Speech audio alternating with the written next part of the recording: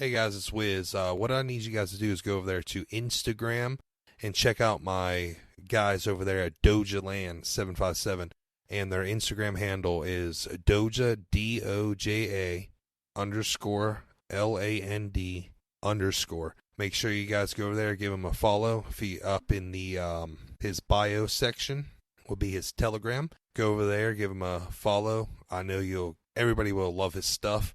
So again, go there to Doja underscore land underscore on Instagram, and always let them know that Toke Talk sent you. Welcome to the show.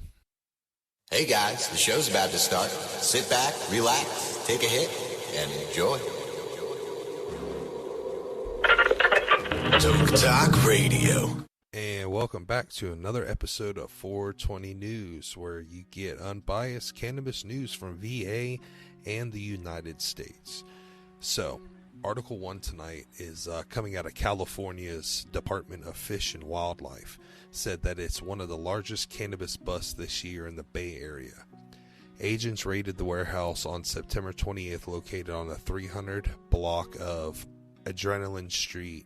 Law enforcement officers eradicated 41,082 cannabis plants and destroyed 1,841 pounds of processed cannabis. Officials say the estimate retail value was $36,930,300. Wow, that is a lot. that is nuts. 36 million, man. That's crazy. We have a history of combating illegal outdoor cannabis grows, which has evolved to a broader range of operations, including warehouse grows, in support of establishing a thriving legal marketplace. Janice McKay, a CDFW spokesman, told High Times in an email. So, no, I completely agree, because California is definitely like illegal. I mean, they have a very, very good legal operation going over there in California. It's probably, I think, the second longest state to have legal cannabis. I agree. And then looking through the article, there was a lot of stuff about the legal market, how it's damaging the legal market, and especially with like the high taxes they already pay just to have the license itself, which is crazy. Yeah, so the taxes over there, it's just this illegal black market cannabis is going crazy. And this wasn't the first one in California. It stems back to April 25th, where 40,000 cannabis plants were recovered in San Francisco. In that bust, a similar amount of over 36 million worth of cannabis was seized in raids at 744 Kevin Court and 4825 St. Leonard Street. But with all this black market over there, it's got a raise in crime. Of course, robberies, especially there was reported in February of 2022. A bunch of their San Francisco area cannabis shops were robbed at gunpoint and so on. It's just getting terrible. I mean, the illegal market it was cool, but now everything's legal. It's just each state is coming up. I know Florida's coming up on a vote, and I know Montana's coming up on a vote. So it's there. It's all just gotta wait your turn. But 36 million in one seize like that's crazy. They also, because of the stem of these illegal black markets popping up, they actually started a CDFW marijuana enforcement team that is ran by the wildlife organization over there, which is, I guess, weird and cool at the same time, because if you got stuff like more urban, so I think that would be police, but I get it if you have like a legal grow, like out in the forest or something like that. Like I get the wildlife people. They said since it's been made, Met officers destroyed more than 5,500 illegal plants, arrested 4 suspects, seized several firearms, including one stolen handgun. dismantled several water diversions, and removed thousands of pounds of trash. So obviously they're doing their job. So money well spent there, I guess. All right, so on to the second story tonight. So we're back to Florida. Florida's actually taking it to the state Supreme Court on November 8th. So we're going to delve into what the Virginia new recreational marijuana ballot measure legalized. Adults 21 and older can purchase and possess up to 3 ounces of cannabis for personal use. The cap of marijuana concentrates would be 5 grams.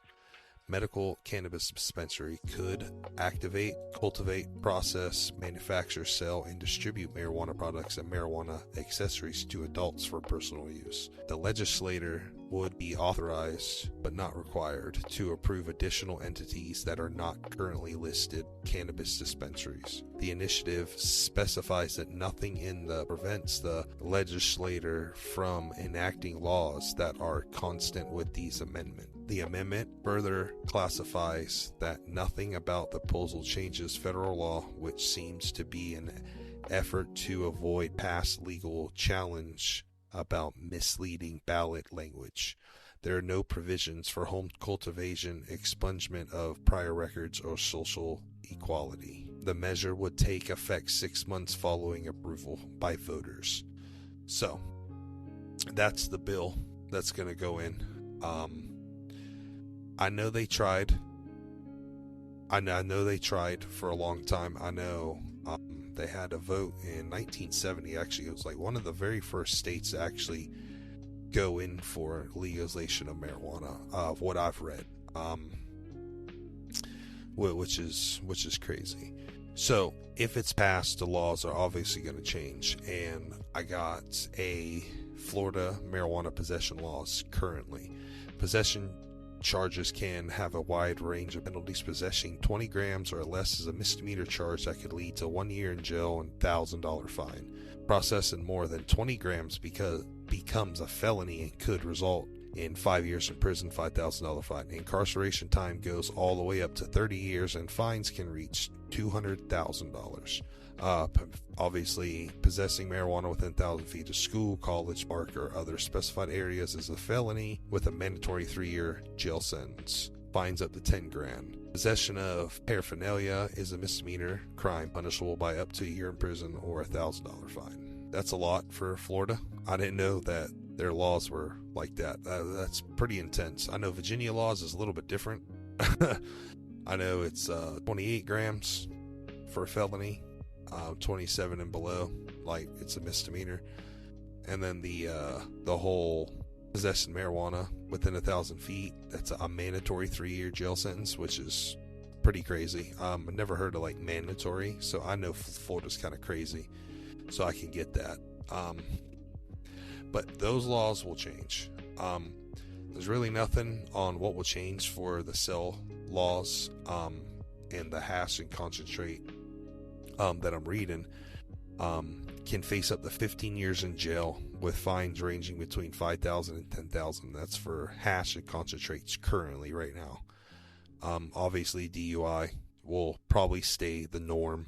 There's actually 120 cities through the state that want it, and 15 municipal have enacted such laws. So there's not a lot of places that have those pretty crazy laws. Most of the state agrees that it should have recreational sale. It's about 86% says here, which is crazy. They obviously don't currently have recreational sale because it's about to go to the Supreme Court, or the state Supreme Court. They do have medical marijuana down there, which is good. They've had that since 1997, what I just read, which is pretty nice. So Florida could initially be our 34th recreational legal state. Fingers crossed for those guys. It's looking like it's going to pass with flying colors. I know they went for it 2 years ago, but what I read in the bill, the amendment further classifies that nothing about the proposal changes federal law, which how they wrote it last time, from what I'm getting, is they talked about it trumping federal law, which it can't technically. So that's how it failed over there, because the judges said that's unconstitutional, you can't do it, it's against the law. So they fixed that. I think that's the only thing they fixed from what I've read so far. So November 8th, so 40 people get out and vote. It'll be on your ballot November 8th. Those are two stories from 420 News, and my source tonight is 420intel.com, so make sure you guys go over there and check out the whole article. I will actually post a link in the Spotify bio for this episode.